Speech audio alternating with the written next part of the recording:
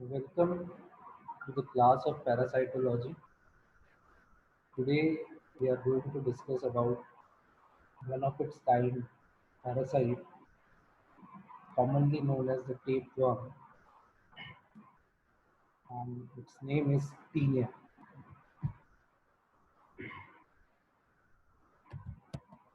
Certain species of Taenia which are being known to affect humans, they are as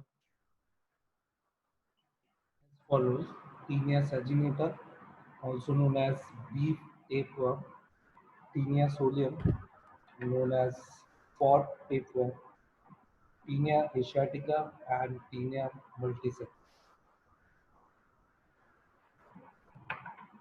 In the coming lecture, we are going to discuss about the two species, that is Saginata and Solium, which has turned out to be major parasitic invasions in humans. The name of the disease caused by these two, that is Taenia solium and Taenia saginata, is known as teniasis. Taenia solium is known to be the pod tapeworm, and which in further course can cause cysticercosis, which is a neurological disorder. Under the influence of this, the patient may suffer from seizures. Now, about their host interaction, the species Taenia saginata will have both the Taenia saginata and Pseudium will have the definitive host as human, but intermediate host for saginata is cow and other cattle, whereas for Taenia solium it is pig. That's why it is known as pot tapeworm, and humans as well. In humans, their habitat is the small intestine, and specifically in small intestine, it is the upper part of jejunum.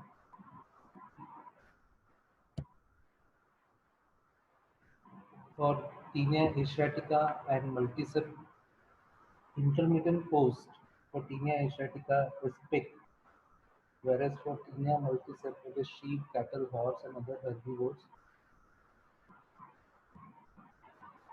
Definitive host for Asiatic and multicept is both human, whereas multicept can be found in dog, wolf, and fox also.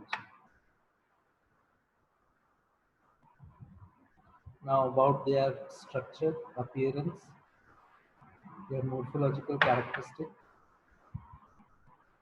They are commonly known as the tapeworm because of their flattened ribbon-like structure. They are usually white in color with the width of approximately 6 to 7 millimeters.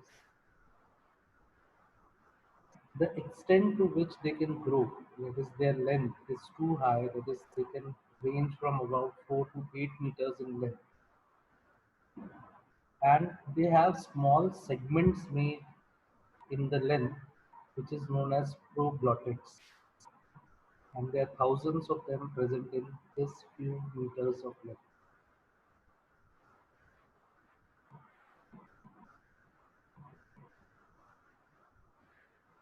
Unlike Taenia solium, the scolex or the mouth-like structure is unarmed because it has four suckers but no hook. So Taenia solium will have suckers and hooks both. So the morphological difference in their terms of their size, adult size is longer in Saginata as compared to that of Solium.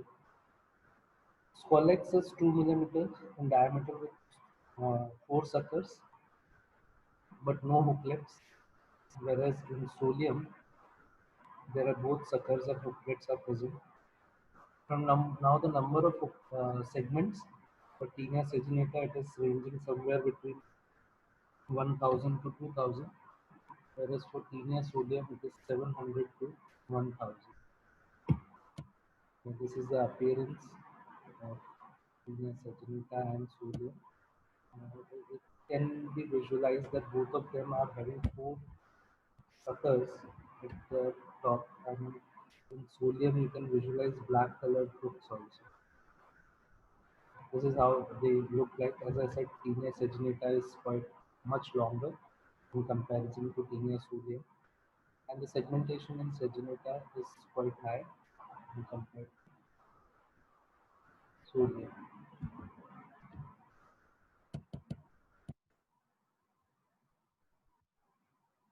How they look like. This is Taenia saginata.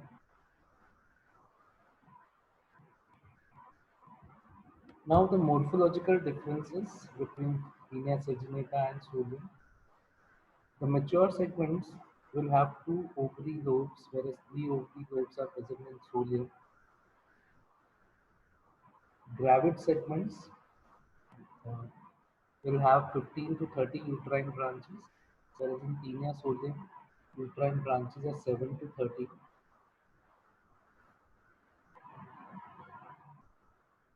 Whereas the larva, Cystocircus bovis, only is found in cattle with no scolex and no hooklets, whereas the Cystocircus cellulates in pig and men will have both scolex and hooklets, whereas the eggs of both the species are indistinguishable. That is, you cannot differentiate between eggs of both the species. So this is about the finer anatomical differences of their uterine branches, ovary, and obviously the larva that they have.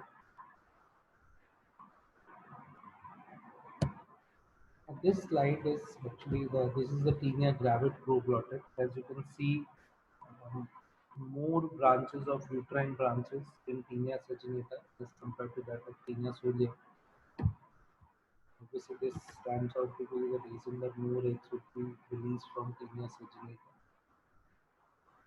Now the eggs of Taenia saginata and Solium are almost indistinguishable, which you cannot differentiate.